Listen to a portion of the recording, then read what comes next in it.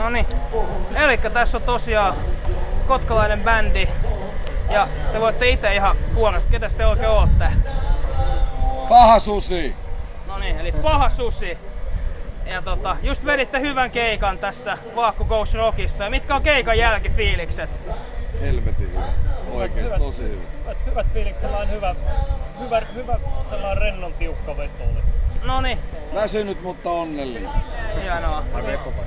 Joo. Ja sit silleen, että jos joku, perseet pyörimään. jos joku ei teitä tunne, niin keitä te ootte ja mitä te soitatte bändissä, niin lähdetään vaikka vasemmalta. No, mä oon Teija ja mä soitan bassoa. Me olen Jaska ja soitan rumpuja ja lyömäsoittimia. Mä olen Toni ja mä laulan. Mä olen Hekka ja soitan kitaraa. Mä oon Teemu ja mä soitan kans kitaraa. Noniin, hienoa. Ja bändi on ollut kasassa niin suurin piirtein mistä lähtien, millä tahansa kokoonpanolla. 2004 Noniin, lähtien. Eli yli 10 vuotta. hienoa. Ja sit onks rivit muuttunut paljonkin tässä? Tämänhetkinen kokoonpano, onko? Onhan ne muuttunut, että basistin paikka ja tää komppipuoli tuntuu olevan aika tuulinen paikka ollut tässä bändissä, että basisti on vaihtunut ja komppikitaristi on vaihtunut tietysti. Tästä joku 10 äijää lähtenyt. Siis silleen, niin, no joo, mutta siis osittain niinku musiikillisista erimielisyyksistä, mutta sit osittain ihan työ ja opiskelu ja perheasioista, että niinku näin päin pois, ei niinku ihan hyvässä hengessä kaikki on tapahtunut kuitenkin, mutta on joutunut tekemään sellaisia päätöksiä, että niitä on oltava bändin edun mukaisia.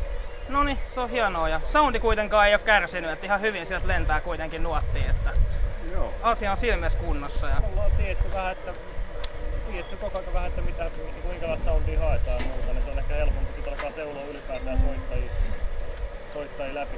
Niinku joo, vähän jotain niinku visioita. kyllä, niinhän se pitää olla. Tonihan lähti yhdessä vaiheessa menee bändistä just nimenomaan henkilökohtaisista syistä. Ja Joo. sitten meillä oli Jose laulamassa ja Joselta ei oikein toi reeni sujunut sitten tarpeeksi hyvin, että me muut treenattiin perisen hiestoa, Jose ei näkynyt. Sitten päätettiin, että Jose saa lähteä ja soitin Tonille ja yksi ainut puhelu ja soitin Tonille ja sanoin, että mitäs jos tulisit takaisin. Ja Kysymys kuuluu, että mitä teet viikonloppuisin? Sanoin, että seuraavaksi kysyt, että tuutko takaisin bändiin. Tälleen se meni. Se oli vielä hyvä. Istuin Dösässä, kun tulin Haakasta jostain hupeltamasta. Kotiin mietit menossa. jopa tunnin sitten. Mietin. Se oli helvetin hyvä homma. Me muistan, kun me istuttiin Hekan kanssa meidän olohuoneen pöydän ääressä ja mietittiin, että Josella on tosi hyvä laulusoundi. Että sillä olisi tosi hyvä laulusoundi ja kun reenaas, niin olisi niin loistava laulusoundi. Mut siis mulla on valitettava sanoa näin, mutta niin laatu tippui riman alle, ei voi minkään. Ja näin päin pois. Ja me yritettiin paljon ja näin päin pois. Ja ihan hyvässä hengessä sekin tapahtui. Ja sitten me istuttiin Hekan kanssa ja mietittiin, että mitä me nyt oikein tehdään. Että niin kun ukko vaihtuu kuin sukki. Että laulusoundi on tärkeä, laulajan karisma on tärkeä. Ja se miten se niin kun ottaa yleisön ja se on laulajalle tärkeää, että se pääsee niinku tavallaan sisäisiin tekstiin sinne maisemiin, että se sama välittyy yleisölle. Ja valitettavasti on sanottava näin ja onneksi on sanottava näin, että mun mielestä meidän bändillä ei ole koskaan ollut ketään muuta laulajaa kuin Toni. Ja sen jälkeen me tultiin Hekan kanssa siihen lopputulokseen. Juhan ei oltu Toninkaan niinku useampaan vuoteen minkäännäköisissä väleissä. Joo. Ja ei mitään, sinänsä mitään henkilökohtaista, mutta ei vaan ollut asiaa, kun Toni asui eri paikkakunnalla näin päin pois. Sitten puhuttiin Hekan kanssa, että miten soitettais miksei me otettu Tonia takaisin. Se kerran tykkää lauleskella ja näin päin pois. Ja sitten Heka soitti ja yksi asia johti toiseen ja erottisin menetelmin olla mennyt tässä. Viehekkäällä latinottavalla. Joo, kyllä. Se vaati muutamat kielisuudelmat ja paljon muuta hyväilyä, mutta kyllä se sieltä tuli. No niin, hienoa. onko teillä kuka teillä säveltää biisejä ja sanottaa, että onko teillä semmoinen työjako vai tuleeko se vähän kaikilta vai onko teillä joku semmoinen virtuoosi, joka sit biisejä pukkaa? No siis kyllähän ne yritetään, niin pyritään tekemään niin tiimityönä, ainakin jos muut kysytään. Ei se ole sen kummempaa, meillä on vaan me yleensä mennään Hekankaan tai Heka ja Samunkaan tai Hekan Samu ja Tompankaan joskus mennään kämpillä ja käydään vaan soittelee, jos irtoaa jotain hyvää juttua, niin aletaan siitä rakentelee tai välillä jätkät on näpelännyt kotoa jotain, saattaa olla joku hyvä teidän hyvä passoriffi tai joku muu. Tai kokonainen biisi. Niin, tai kokonainen biisi, mistä aletaan rakentelee ja näin päin pois. Sitten mä tuun kehiin ja mä otan biisin haltuun ykkösellä ja jätkät treenailee pari kuukautta ja mä tuon aina kerran kuukaudessa. Vetää sen homman niin kuin näin ja sit mä menen taas kotiin ja tuun kuukauden päästä. Niin näyttää mitä on. En jauha paskaa. No, mutta ei tehdään tiiminä tehdään duunia, näin se vaan homma on. Ja tekstit me on tehnyt enemmän tekstejä, Toni tekee silloin tekstiä kun on tekstiä. No Josen tekstejä on myös. Josen tekstejä on myöskin ja tosi on. todella hyviä tekstejä mun mielestä niin kaikin puolin, ei siinä mitään. Että siinä sana on vapaa. Että jos Teemulla sykkii suoni, niin pane tulee sanat eteen. Jos Teellä sykkii suoni, niin pane tulee sanat eteen. Kyllä me väännetään ne sinne. Teillä on aika hyviä tommosia niinku arkielämän tommosista haasteista ja kaikista sanotuksia. Onko ne niinku inspiroitunut jostain omasta kokemuksesta tai tuttujen vai onko ne muuten vaan niinku asennetekstiä? Että... Moni asia on just nimenomaan omasta elämästä. Joo. Kantautuu hyvin kuulijalle se semmoinen tunnelma siinä. Kyllä aina tulee yritit tai et yrittänyt, niin kyllä mä väitän niin, että kyllä niihin aina teksteihin tulee jotain ripaus, jotain henkilökohtaisuutta ja sitten jotenkin yrittää jakaa kuulijan kanssa, että jotenkin vaan keskustella kuulijan kanssa. Se on vaikea tehdä biisiä laulaa, kun havunneulonen putoo muurahaiskekoon ja valo palaa kirkkaana ja pullo on melkein pöydällä tyhjä, kun ei siinä ole mitään sanomaa. Niin. Sitten kun siinä tulee se sanoma, niin se on oikeasti helppo mennä siihen mukaan. On se ihan sama, kuka sen lyriikan on siihen kirjoittanut. Totta. Ja meillähän on sitten sellainenkin meininki oikeastaan, että Jaskahan kirjoittaa valmiiksi sanat ensin. Joo. Sitten se lykkää niitä mulle. Ja me tehdään tällainen niin Juha Tapio meininki. Niin. Ja sitten tavallaan niinku propsit Juhalle. Se tulee väkisinkin jotenkin se. Siinä on nimittäin koko ajan. Se niinku tunnelma sinne. Emme osaa tehdä sellaisia niinku kitarajuttuja tai mitkä ei niinku sovi niihin sanoihin. Ne tulee vähän niinku automaattisesti. Joo. Se on hyvä yhteistyö ja se vaan toimii. Joo, se vaan toimii, ei sillä voi mitään. Eikä tarvi voida. Niin. Sitten perustajajäseniä, ketä tässä on, niin mistä se lähti se idea pistää bändi pystyyn? Alright, kumpis? No itse asiassa Jaskahan on niinku ainut ihan oikeesti perustajajäsen, koska miehän tuli teidän siihen silloin vuonna Elvis. Niin, no jos käydään niinku tönkimään, tönkimään. Joo, no joo. Jaska ja Mie on alkuperäiset jäsenet. Joo. Ja sitten komppi. Saanko heittää? Mä heitän pienen tähän näin. Pahasusi porukassa olin myös minä. Oli bändi nimeltä Susiraja. Aivan. Kyllä, aivan joo, näinhän tää menikin. Meillä oli sellainen nopeasti sanottuna, niin sellainen teini rymistely, heavy bändi ja täynnä maailman valloitusaikeita ja iso stadion keikkoja ja kaikennäköisiä muita haaveita ja näin päin pois. Ja sitten huomattiin jossain vaiheessa, että siinä kävi sama homma niin kuin monet muussakin, että osa halusi soittaa enemmän, osa halusi soittaa vähemmän ja sitten vaihtui porukkaa ja loput tultiin siihen tulokseen, että mietittiin, että ei voi jatkaa, että nyt pitää aloittaa jotain uutta. Ja sitten en ollut Hekaa nähnyt moneen vuoteen.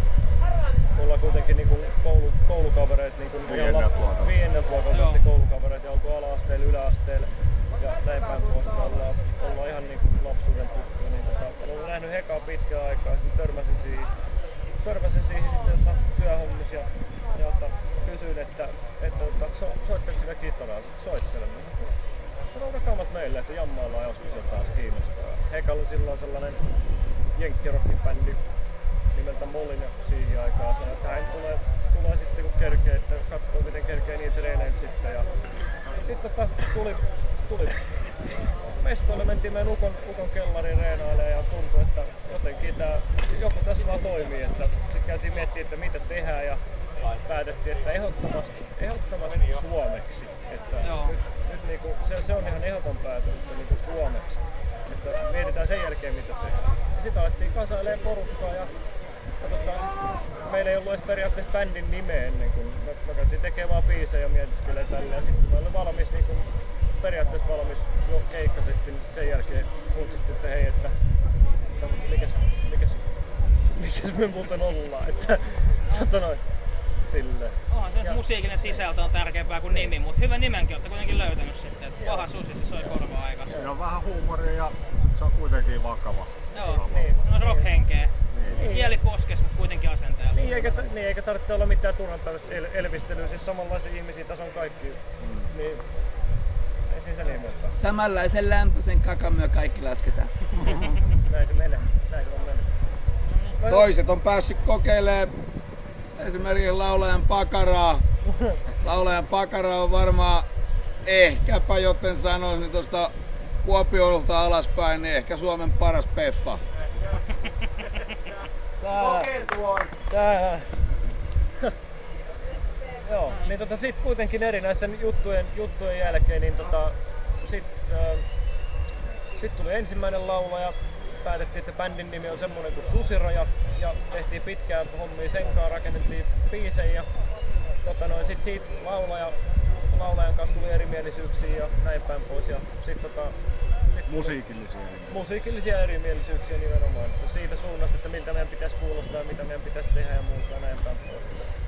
Ne oli ihan musiikilliset erimielisyydet. Ja niitähän on tullut monien kanssa. Niin, kyllä. Mut nythän meillä on kaikilla 30 tonnia taskussa, jos me nähdään jotain, mistä me digataan, niin voidaan ostaa se sitten. Aina 30 tonnia. Voitko antaa mullekin? Ai niin joo. Joo. Mä oon semmonen turvansoittaja, musta on kiva laskea huumoria. Ihmiset on liian vakavia tänä päivänä, pitää hymyillä. Joo. Kyllä, se on hyvä asia. Rakkautta ja hymyä. Hymyillä, se on mukavaa, kun ihmiset hymyilee. Kyllä. Mullakin on vallottava hymy. Varmasti musiikki syntyy niinku ihan omasta itsestään, mutta onko teillä sitten niinku soittajana jonkinlaisia tämmöisiä vaikutteita tai idoleita? Pate Mustajärvi. Pate Mustajärvi. Se on rokkikukko, mutta ei oo kauan. Ha! Noin! Ai. Nyt oli. Pate hei! Painavia sanoja. Törmäillä. Onko teillä muut jotain lisättävää? Onhan näitä nyt. Mulla on ainakin Steve Vaita ja Joe Satriani ja Paul Gilbertti ja onhan näitä kaiken maailman kitarasankareita. Metallikastahan kaikki lähti mun liikenteeseen. Niin kuin vissiin kaikilla kitaristeilla, ketkä oli mun ikäisiä. Ketkä on syntynyt 80-luvulla. Niin. Joko Maideni tai Metallika. Niin. Kukas sulla oli? Näitä kitaraidoleita mahtuu Rööpelin maailmaan, mutta no joo muun muassa, mutta sitten tietysti mennään tonne hard rock puolelle, sieltä löytyy semmonen sankari kuin Slash ja sitten mennään ihan suomalaiseen metallimusiikkiin, sieltä löytyy sellainen kaifari kuin Jani Liimatainen, se soitto on kiva kuunnella sen sävellyksiä. Joo. Siellä bassopuolella. No ei oo sellaista niinku Nironkin ollut. Tää soittaa rockia. Joo, ja tosiaan tossa niin... Mulla on muusikoista muutama vielä, jonka mä haluan mainita, niin on Teemu, Heka, Jaska ja sitten on Tea. Musta on kiva kuunnella niiden soittoa. Se on vähän niinku mua inspiroi silleen kivalla tavalla. Ihanaa. Mutta joo. Mun mielestä rumpalit on ne on vähän sellaista tylsää porukkaa jotenkin. Sori, mut siis niin kun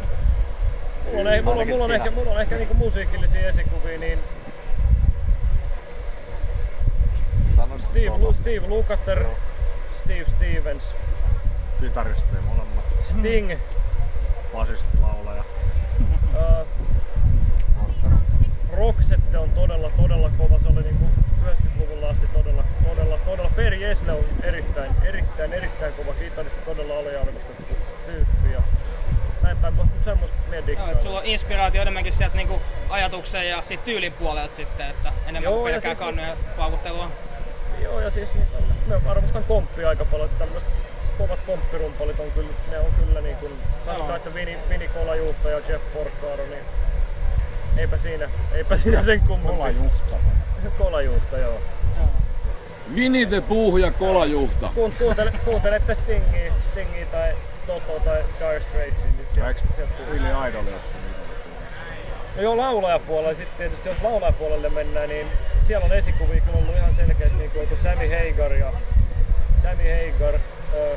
tietysti Bruce Dickinson silloin aikoinaan ja sitten rockipuolella Billy Idol tietenkin ja noin. samoilla mennään. Niin, Suomi-puolella mun mielestä Ile Kallio on todella kova. Ile ja Kaijan tuotokset, varsinkin ne ensimmäiset tuotokset silloin niin kuin ison soundilla, ison tuotannolla, niin ne oli mun mielestä todella hämmästyttävän laadukas niin kuin Suomeen siihen aikaan. Joo. Just silloin 90-luvun alkupuolella. Sieltä tulee oikeastaan. Tästä päässään niinku siihen johtopäätökseen, että kuunnellaan niinku hyvin laaja-alaisesti musiikkia. Joo, tuli esille aika Kuunnellaan hyvin. musiikkia. Phil Collins on kanssa ihan helvetin kova. Joo, Tuossa kun mainitsit pari suomalaista artistia, niin oliko siinä sitten joku tämmönen idea siinä, että soitatte suomeksi just nimenomaan? Että onko se semmonen... Mä en osaa laulaa englanniksi. Ei se sekään, mutta siis hirveän moni vetää englanniksi. Me asutaan Suomessa. Ei siis Moni ei ymmärrä englantia kuitenkaan niin hyvin, että se keikalla ymmärtäisi niitä sanoja. Ja ruotsinkielisiä sanoja nää ei osaa kirjoittaa. Mä osaan taas ruotsia. myös sitä soittaa ruotsiksi. Se on osataan paljon muuta tehdä. Joo, Se on ihan erilaista. Joo. Jag hoppar ni alla gillar oss. Mä hyppän nyt Vi undrar där igen. Nyt on ihan osaa ruotsia puhua. hei, hyppä nyt ruotsiksi kannujen taakse. Me kuuntele miltä kuulostaa. Se soitto tulee liian lännistä. Joo. No niin. Mut se on hyvä semmonen, että suomeksi ja tollaista musiikki-arkiasioista, niin se on semmoista niinku joka miehen oikein kovaa heviä. Niin Lähellä sydäntä siis varmaan monella. Esimerkiksi toi paskaduuni, sehän on siis, se on fakta. Jos sulla on millirahaa, niin et sä varmaan lähde heti aamulla tonne painamaan lapion varteen heittämään santaa toiseen paikkaan. Niinhän se varmaan on. Niin, kyllä mä ottaisin vaimon ja veisin sen välittömästi jonnekin vaikka kylpylään sit taikka ulkomaille vähän hemmottelisin, jos olisi millirahaa. Elikkä paskaduuni odottaa, ei oo kiire lapion nojaamaan. Paitsi että tossa biisissähän on se idea, että sossun rahoilla eletään, mutta kuitenkin. Perkula. Meillä on aina 30 tonnia taskussa, me nähdään jotain, mitä me digataan, me ostetaan. Niin onhan toi siis silleen tavallaan vähän klisee, että moni voisi kysyä, että so what, että mitä sitten, että rockii suomeksi. Onhan Suomessa 100 muutakin rockibändiä. Onhan Suomessa 100 muuta rockibändiä, mutta Suomessa on vain yksi paha susiniminen rockibändi. No niin, se on oikein kyllä. Ja niin. Se niinku erottaa asioita. Jyvä takanoista! Ja niin, Joo. sit te ootte Me kuitenkin saadaan nyt tässä selkeä tästä kohta. soittanut jo hyvän aikaa, niin onko teillä sit tulossa keikkoja tässä tiedossa vielä? Nyt ainakin nukutaan vähän aikaa. No meillä on silleen, että tää piettiin tällaisena startup-tapahtumana niin sanotusti, että tää hoidetaan pois ja sen jälkeen tää on niinku ainoa keikka, mikä me veitään täältä Kotkan suunnalla ja sitten tämän jälkeen lähdetään sitten Lahti, Jyväskylä, Turku, Helsinki, Tampere, Oulu, näin päin pois. Ja sitten on tarkoitus, että niin kun tossa ensi kesän viimeistään, ensi kesän alussa viimeistään, niin ollaan studiosta jo niin uusi levy valmiina. Joo. Jonka Uudesta levystä puheen ollen, niin mistä sen sit tulee löytämään ja onko teillä vielä idea, että milloin se sit putkahtaisi jostain? Ei, no se on vasta se siis tiedetään, että on todella vahvat biisit, todella vahvat biisit tulos levylle. Mutta ei olla vielä niinku valittu, että mitä biisejä otetaan levylle, mutta siis se tiedetään, että vedetään nyt rundi ja sen jälkeen sitten aletaan rakentelemaan ja mietiskelee, että mitä biisejä vedetään studiossa ja lähdetään studioon. Että sen niinku kummempia suunnitelmia niinku ei ole tehty. Tää on niinku sellaisia pieniä niinku tavallaan maaleja tai päämääriä pitää laittaa itselleen, että tietää koko ajan minne suuntaan olet menossa, ettei se homma pyöri paikalla. Eli tilannehan oli siis se, että Teemu tuli joskus tuossa tämän vuoden alussa bändiin vasta. Ja ollaan niinku sisään ajettu Teemua sitten, ei sillä tavalla. Noniin. Mutta siis, Joo. et niin kun, et saadaan paketti läjää. No niin. tähän vielä niin loppuun, että mistä teidät sitten löytää? Onko teidän nettisivu tai Facebook, jotain ryhmää tai vastaavaa? Jos ihmiset haluaa katsoa lisää infoa Pahasta Sudesta. Pahasta Sudesta löytyy Facebookissa Pahasusi Official, siellä on virallinen Facebook-sivu ja sitten www.pahasusi.fi, niin siellä on nettisivut ja niitä päivitellään kun kerkeillään. Official oli ainoa englanninkielinen sana meillä. No niin, se on. Rock. Joo, kyllä. Kiitos haastattelusta. Kiitoksia. Kiitos teille, oli miellyttävää. Olisiko mediatalo kiittää kuittaa? Loistavaa. Rock and roll. Rock.